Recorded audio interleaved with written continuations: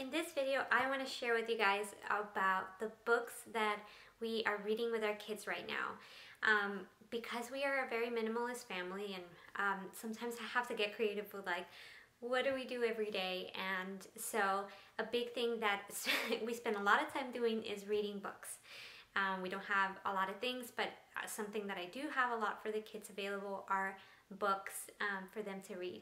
So I want to share a little bit with you guys about what kind of books they are loving and reading right now. My kids are 4 and 2 years old. So the first set of books that we recently got and that my kids have been asking me to read over and over and over are these classic stories.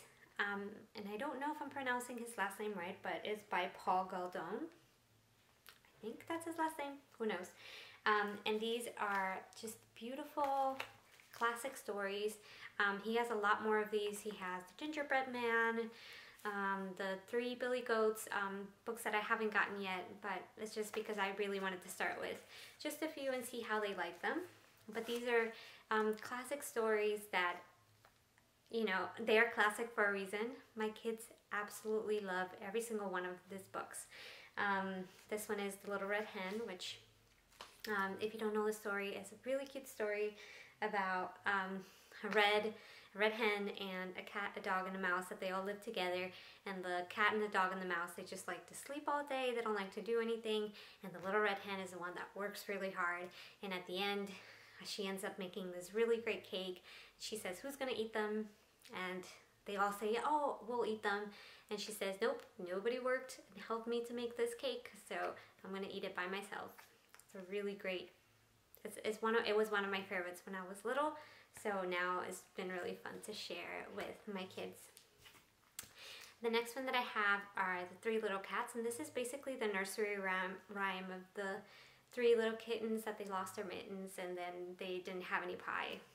It's basically this story, and I don't know, my kids just really seem to love it, and it's really simple. This is probably great for 2-year-olds. I feel like my daughter probably isn't as interested in this one because it's just really simple, but this is great for little ones. My 2-year-old really loves this book. And this is another classic of The 3 Little Pigs. However, I just want to give a disclaimer. Because I had loved these stories so much, I was like, oh, I'm gonna order The 3 Little Pigs so that they can have this one too. And in this book, the pigs get eaten and then the wolf gets eaten at the end. I really wanted to find something that was probably different than just the pigs getting eaten at the end. Or not all the pigs, obviously the pig with the brick house survived, but then he ended up eating the wolf at the end. So just in case, maybe look for, if you're not okay or if you think your kids are going to be scared of pigs getting eaten, then probably find another version of this book. My kids love it. They think it's so funny. So you never know how this is going to go, but just in case, just keep in mind that in this version for this story, the pigs get eaten and the wolf gets eaten at the end. So it's like things to think about in those classics where there's so many versions of that book that you just want to keep in mind and see. Maybe do like a YouTube search of a specific book to see what the ending is and what it's really like. And that's a tip for you. Actually, the way that I look at books and to see like, well, am I gonna like it if it's online, because sometimes you can't see the previews of the books online, is that I look for the version of the book that I'm looking at on YouTube, and they usually have somebody reading the book, so I just check it out, make sure that it's something that my kids, you know, will be okay with, and then if I see that, then I purchase the books. I didn't do that with this, but it didn't seem to be a problem with my kids. They love it. They think it's super funny. So just in case, keep that in mind. But Paul Galdone is the collection of these types of classic books, and they're beautifully written. They're beautifully illustrated. They have been our favorites so far. Another book that my kids have been loving is Good Night Construction Site. And this is more of a rhyming book, and it's a wonderful story about just all the construction trucks going to sleep at the end of the day. My kids really love it, and we have learned the names of all the different construction trucks, which has been so fun. So this is a good one to have, and it's more of a, you know, sleeping story. It's really beautiful. The next one that my kids have been really loving is this book called Thank You, Amu. I know how to say this word because inside the book it tells you how to pronounce it. But it's a really beautiful illustrated story about this lady who makes thick red stew for night for her dinner, and then a lot of people smell the scent of the stew, and they come and they ask for some, and she shares. And at the end of the book, she shared so much that it was nothing left for her. So then everybody that she shared with comes back and shares, you know, their dinner with her. And it's a beautiful story about giving and sharing. And it's a bit of a longer story, but my kids really love it. And they have a part where the characters go on and knock on the door, and my kids just love like pretending to knock. So this has been just a good one. My kids have loved it. Another one, just because we're going through a lot of classics right now, I really wanted to introduce a lot of classic books to my daughter. That we have is the Three Bears, so the Goldilocks story. And this is from the Little Golden Classic books from Disney. And my kids really love it, and they have just very beautiful classic illustrations. And honestly, like, it's a book that, like, it's because it's a classic, it's just something that is good for them to know. And it's really beautiful, and they really love this book. So highly recommend it. It's not very expensive, and we really like it. Another series that we're going through are the Curious George series. These are a lot of great books about, you know, George kind of experiencing all of these different things, going to libraries, going to the aquarium, going to the zoo. There's a lot of different books about this, and my kids really, really love these. So that's another one that we've been really loving. Another book that my kids have been loving is called Jabari Jumps. And we lost our cover, but it's called Jabari Jumps. And it's about a little boy that goes to the pool with his dad and his sister. And he is really excited about jumping from a trampoline, but he's actually really afraid to do it. And so is the whole book of, like, his dad kind of talking him through it.